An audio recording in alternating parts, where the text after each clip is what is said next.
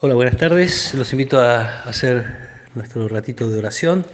Hoy leemos un pasaje del capítulo 8 de San Lucas. La madre y los hermanos de Jesús fueron a verlo, pero no pudieron acercarse a causa de la multitud. Entonces le anunciaron a Jesús: tu madre y tus hermanos están ahí afuera y quieren verte. Pero él les respondió: mi madre y mis hermanos son los que escuchan la palabra de Dios y la practican. Palabra del Señor. Seguramente todos tenemos alguna experiencia de la importancia de nuestra pertenencia, a una familia, a una tradición, a una historia. Son como nuestras raíces.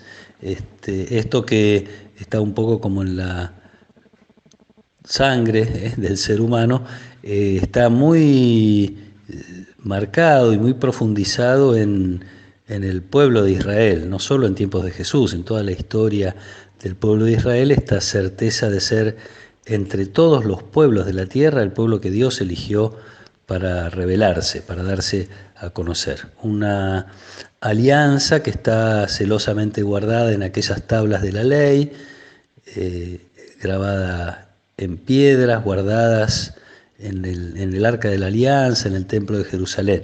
Y para ser parte de este pueblo hay que haber nacido en él, hay que ser hijo de una madre judía, digamos, de vientre judío, por decir de alguna manera. Entonces esto que es muy fuerte, como digo, en el pueblo de Israel, en tiempos de Jesús, es lo que de alguna manera Jesús hace como temblar o poner en duda, o en todo caso transformar. Mi madre y mis hermanos son los que escuchan la palabra de Dios y la practican. No sabemos muy bien cuál es la relación que Jesús tenía con el resto de su familia, estos hermanos que son en un sentido amplio los miembros de la misma tribu, los familiares más cercanos. Sí hay un pasaje del Evangelio de San Marcos donde se dice que la familia lo va a buscar a Jesús pensando que está fuera de sí, que está como loco. En realidad debe haber provocado mucha inquietud este Jesús que tanto tiempo estuvo haciendo la vida de cualquier otro, como el hijo del carpintero en un pueblito, y de repente empieza a hablar de las cosas de Dios y a hacer milagros y a contar las parábolas, y la multitud que lo sigue. Seguramente esto habrá provocado algún desconcierto. No sabemos el resto de la familia, en todo caso sí sabemos que si alguien buscó escuchar y hacer la voluntad de Dios es la Virgen. Entonces acá, como para cerrar un poquito esa imagen de ella, sobre todo en el momento de la entrega más absoluta, el momento en el cual la dureza del corazón de los hombres pone a Jesús en la cruz, y él no puede sino hacer la voluntad de Dios, y la Virgen está allí con él, compartiendo esa entrega, como digo, que tiene que ver con la escucha de la palabra de Dios y la práctica de la palabra de Dios, que es de lo que Jesús está hablando. En ese momento Jesús nos la deja a la Virgen como nuestra madre. Entonces Jesús nos hace miembros de su familia, más cercanos que los miembros de su propia sangre, en la medida en que buscamos escuchar y practicar la palabra de Dios. Jesús nos deja a la Virgen como su madre. No es poca cosa para celebrar.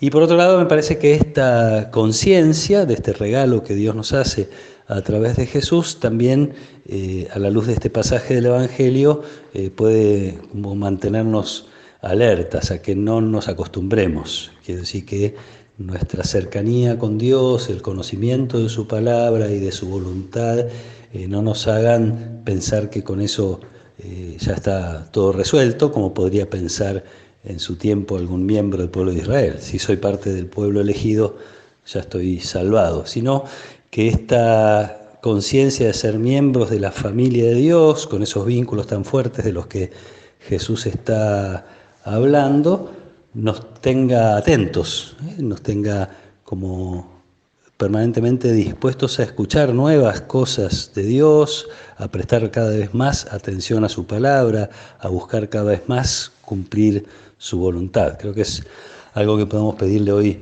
a la Virgen en nuestra oración. Reconocer la grandeza de nuestra vocación que nos hace hermanos y madres de Jesús, capaces de llevarlo con nosotros y de compartirlo con los demás, y nunca acostumbrarnos a esta cercanía, siempre estar celebrándola y buscando crecer en nuestra comunión con Dios a través de Jesús.